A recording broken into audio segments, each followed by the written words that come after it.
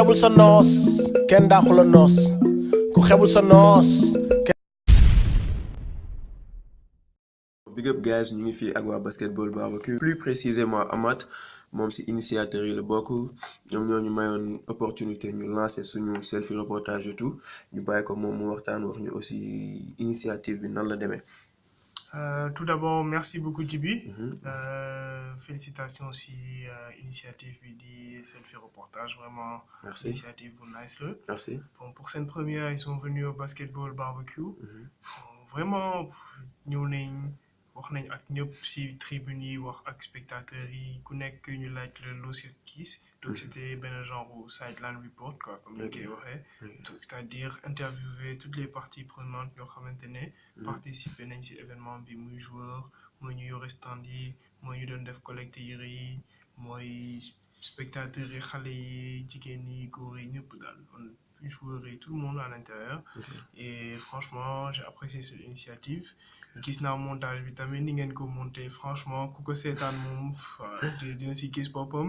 Et en plus voilà vous allez vraiment sentir l'ambiance que les gens ont vécu lors de cet événement. Donc je salue vraiment cette initiative. Donc c'était dope quoi. Ah c'était dope. Ah merci beaucoup. Merci. Bon léegi ñu wax si Basketball Barbecue parce que gis nañ boobu moo nekkoon 3e édition bi. yéen a ngi pare pour tamit vol 4 bi. léegi genre ñu ñëwaat tuuti daal si début bi quoi, initiative bi et tout nu ngeen def ba initier ko, les idées et tout. Ok donc waaw Basketball Barbecue mi ngi jógee d'abord si passion basket. Moi je suis passionné de basket. ñi ma jege ñi ma xam-xam nañ ne vraiment lu ma bëgg la muy seetaan muy jouer surtout jouer. lu ma bëgg la c'est venu de là. Donc voilà c'est aussi l'occasion pour les basketteurs ñoo xamante ne ils aiment le basket. ñu mën a jouer dans une compétition organisée. Je pense que ça aussi c'est important. Basketball Barbecue c'est aussi pour ñoo xamante ne ils veulent juste passer un bon moment entre amis. Manger quelque chose, boire quelque chose, toog ak seen xarit yi, planer ou bien seetaan benn spectacle bu nice. Donc ce n'est pas seulement aussi pour amateurs basket yi moo tax ñu def ko. Donc il y a 2 volets. Il y a le volet purement basket buy nekk une passion partagée de beaucoup de personnes ñoo xamante ne dañu bëgg di ko jouer wala di ko seetaan wala di nekk autour. Et d'autres personnes qui veulent diversifier leurs activités, bëgg a def activités différentes, se retrouver avec leurs amis.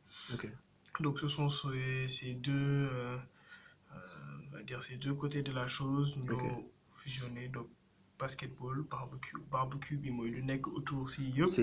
Muy cette fois voilà ça peut être tous les autres trucs autour et basketball bi voilà c'est purement ça. Ok je vois. Donc mën nañu wax ni genre ambition bi moo njëkk a jiital lépp quoi. Voilà ambition bi man j'ai toujours voulu faire quelque chose dans le basket hein. Bon c'est venu peut-être c'est venu à un moment où vraiment voilà c'est quand bi su jotee daal day ñëw daal c'est venu et puis directement je me suis lancé dans ça. C'était à la base une idée. D'ailleurs dans boobu maa ngi doon liggéey ak benn association. Association boobu bëri woon nag ay volontaires ñoo xamante ne ils travaillent dedans, on s'entraidait dans les projets. Ils m'ont beaucoup aidé à réaliser la première. maa ngi leen di jaajëfal bu baax muy association africaine. Et puis il y avait un ami qui voulait lancer une marque de boisson en fait loolu bëggoon lancer benn marque boisson livraison boisson benn genre service. Mais il fallait ñu dóor benn événement boo xamante ne bu koy accompagner. léegi ma ne ko léegi yow da ngay focus si boisson bi man dinaa la dóoral événement boo xamante ne ça va le faire. Et puis ça c'est fini sur le Basketball Barbecue. Et puis voilà le concept a évolué chaque édition ñu yokk lu bees. ñu yokk benn affaire boo xamante ne amul woon si première bi. Donc première bi c'était purement basketball. gars dañoo ñëw boo gisee par exemple même on n'a pas fait des changements. Donc là je vais parler vraiment de la progression et du déroulé pour les suivre.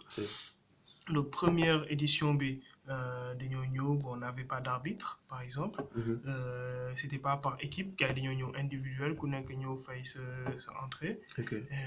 La nourriture par exemple voilà aussi c'était bon il y a plusieurs gens. C'était plus cher que ça ne l'est en ce moment. Ok. Donc vraiment, mais quand même, gars yi ñëw nañ parce qu'ils ont adhéré au concept. C'est vrai. Deuxième fois bi ñu amélioré dugal ay arbitre professionnel ñu yore benn genre scoreboard en papier comme ça. boo xamante ne dañuy jël ñoo xam ne dañuy changer score yi.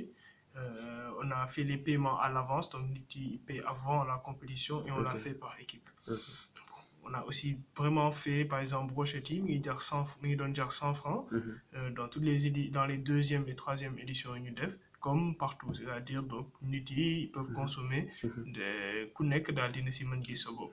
Donc ça c'était boobu lañ indi si volume 2 bi. Léegi volume 3 bi on a vu que bon on va faire maintenant le mix entre les deux, c'est-à-dire volume 3 bi on avait le shot clock donc électronique. On a rajouté un arbitre professionnel, oui, un trio d'arbitres professionnels. Joueur bu nekk ñu jox la sa maillot, non sa dossard, sa chaise, ñu bindal la sa tour, ñu tegal la sa sac boo xamante ni suñu partenaire layu moo ñu ko jox. Pour joueur bu nekk am sa dotation ak sa bouteille ndox ak li ngay lekk yëpp. Et voilà, on a ñu mel ni selfie reportage ñëw jàpp si média bi. Voilà, donc on a eu des œuvres humanitaires comme moi Global Shapers, brochette yi ñëw nañ cupcake yi ñëw nañ def nañ concours de dunk, def nañ lem challenge mooy jeu de couple yi ay ñëw joué, def nañ concert rap, waa Car Rapide Music ñëw nañ dóor, invité nañ benn groupe danse et puis voilà. Donc vraiment augmenter les spectacles et que la fête soit plus belle. Volume 4, ça arrive en décembre, boobu moom encore plus explosif. Bon depuis vidéo yi génn tamit ci volume 4 bi la ñuy yem ba léegi gars yi ñu ngi doon laajte genre événement bi kañ lay amaat et tout kañ lay amaat mais léegi nañ déglu gars yi peut-être ñoom dinañ ñu wax quoi. Bon maa ngi leen di jox exclusivité hein. Donc Inch'Allah ça va être en décembre. Bon date bi nag mënu ma leen ko wax exactement. Pour le moment mais ça va être au mois de décembre. Suspense la quoi. Voilà bon pour ces questions aussi de logistique caler exactement la date et tout mais c'est quelque chose qui va vite se faire suñ ko xamee rek Inch'Allah dinañ leen ko wax le plus tôt possible comme ça ñu préparer équipe yi préparer public bi ñëpp et que voilà. Inch'Allah mais ani Babi heure bi mi ngi Paris hein. Babi dem na bàyyi ñu fi quoi. Non mi ngi léegi mu ñëwaat il est là-bas pour quelques jours. Il revient la semaine prochaine Inch'Allah. Cheikh moom Tidiane. Cheikh Tidiane mi ngi fii si biir xam naa mi ngi jóg. Voilà. waaw mais dara yéen nekk leen ci rek. waaw mais jaajëfatee kon on se donne rendez-vous en décembre. jaajëfatee Inch'Allah. ok merci. Bon guys noonu la woon c'était selfie reportage ak waa basketball barbecue pare nañ ko léegi ñu jox leen rendez-vous dans quelque temps si YouTube bi après ngeen am vidéo et tout bon big up.